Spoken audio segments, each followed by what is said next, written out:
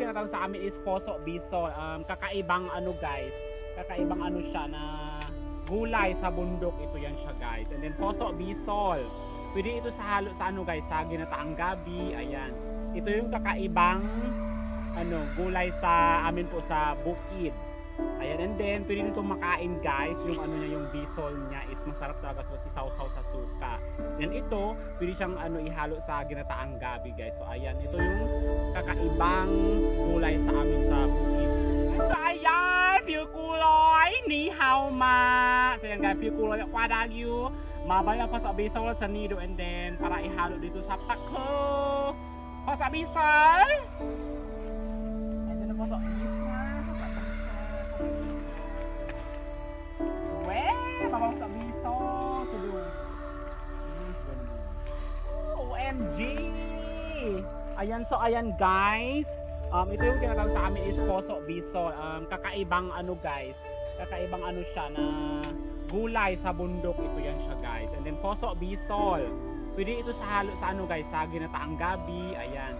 Ito yung kakaibang ano gulay sa amin po sa bukid. Ayan, and then pwede nito makain guys. Yung ano niya, yung bisol niya is masarap talaga to, si sausaw sa suka. Then ito, pwede siyang ano ihalo sa ginataang gabi guys. So ayan, ito yung kakaibang gulay sa amin sa bukid po. Pwede nito ihalo sa ginataang gabi. So ayan, shout out sa mga mahilig kumain nito, kabibag Poso Bisol. Ni mingga bol bayo sa nido. Be club ginata, club lang nga kabawag sa Eric. Ayan. Meron pa siya guys. So ito, ayan. Ito yung ano niya. Same pa rin yung kulay niya guys, pero masarap talaga to siya, maasim. And then pwede ito sa ano guys, sa paksiw na isda ihalo to, pwede siya ihalo dun guys. And then masarap talaga to siya as in. And then mga ngasim ka talaga, mga ngasim. Ngasim. So ayan.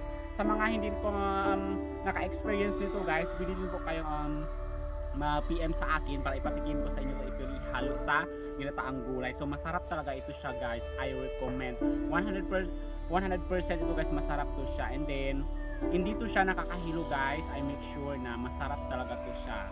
Ito yung ginahalo namin sa gulay na ginataang gabi. Masarap talaga to siya guys. So ayan, ang sarap!